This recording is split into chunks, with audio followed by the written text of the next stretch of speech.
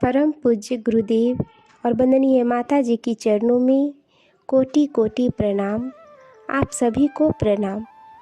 सच्ची घटना पर आधारित पुस्तक अद्भुत, आश्चर्यजनक किंतु सत्य में आज हम सभी सुनेंगे शक्तिपात से पल भर में हुआ कायाकल्प।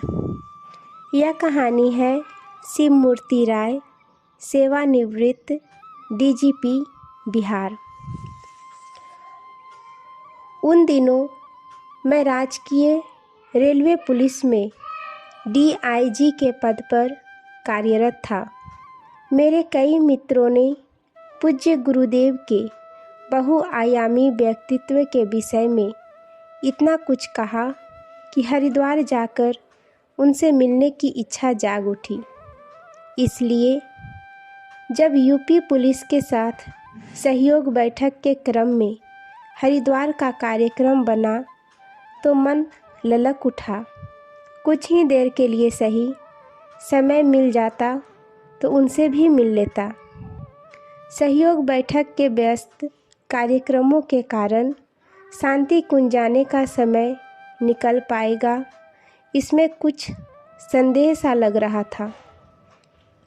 फिर भी मैंने उत्तर प्रदेश के संबंधित अधिकारी से अनुरोध किया कि मेरी शांति कुंज जाने की प्रबल इच्छा है, अतः वहां जाने के लिए मुझे थोड़े समय का अवकाश दिया जाए।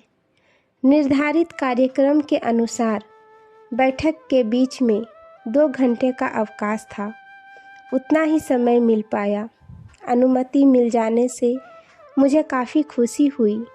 मैं इतने से ही खुश हो रहा था कि भागते दौड़ते ही सही आचार्य श्री के दर्शन तो कर लूँगा। क्या पता फिर बाद में कभी मौका मिले या नहीं।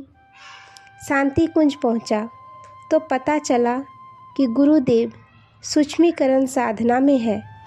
अब वे किसी से मिलते जुलते नहीं हैं।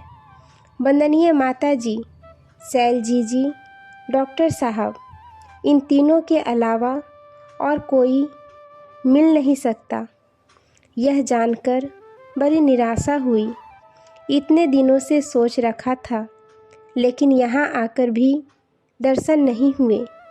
अपने आप पर बहुत कोफ्ता हुई। चाहता तो कभी खुद ही कार्यक्रम बनाकर आ सकता था। किसी ने कहा, माता जी से मिल लीजिए, अब तो सारी शक्तियाँ उन्हीं के पास है।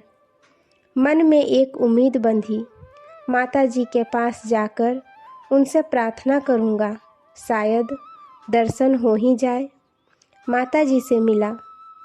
विगलित स्वर में उनसे विनती की, एक बार आचार्य श्री से मिलवा दें, बड़ी उम्मीद लेकर आया हूँ।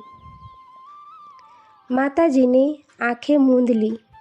कुछ देर मौन रही, फिर उठकर अंदर चली गई। मैं चुपचाप बैठा भगवान से प्रार्थना करने लगा। हे भगवान, बड़ी मुश्किल से अधिकारियों को मनाकर यहाँ तक आया हूँ। अब मुझे पर इतना अनुग्रह तो कर ही दो कि मैं उनसे मिल सकूँ। पल भर के लिए ही सही एक बार उनके दर्शन तो करा दो प्रभु।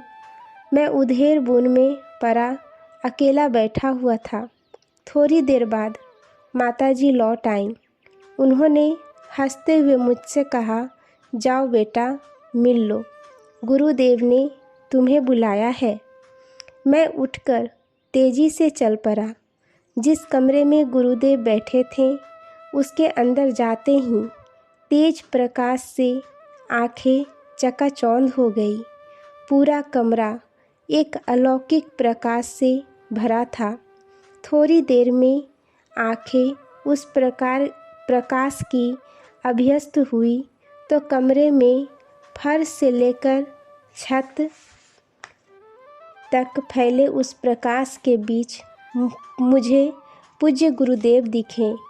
उनके अंग अंग में प्रकाश प्रस्फुटित हो रहा था। मैंने उनकी ओर देखा, लेकिन क्षण भर के लिए भी उनसे आंखें नहीं मिला सका।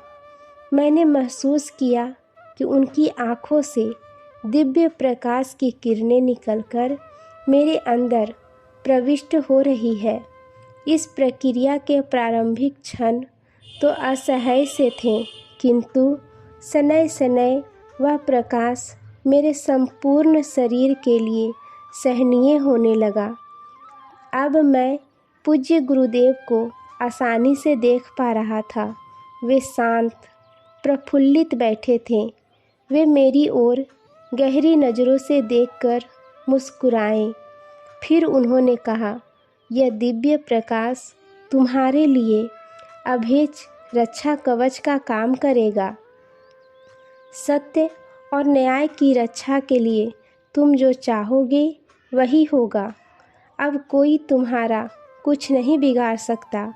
मेरा आशीर्वाद तुम्हारे साथ है। और सचमुच हुआ भी ऐसा ही।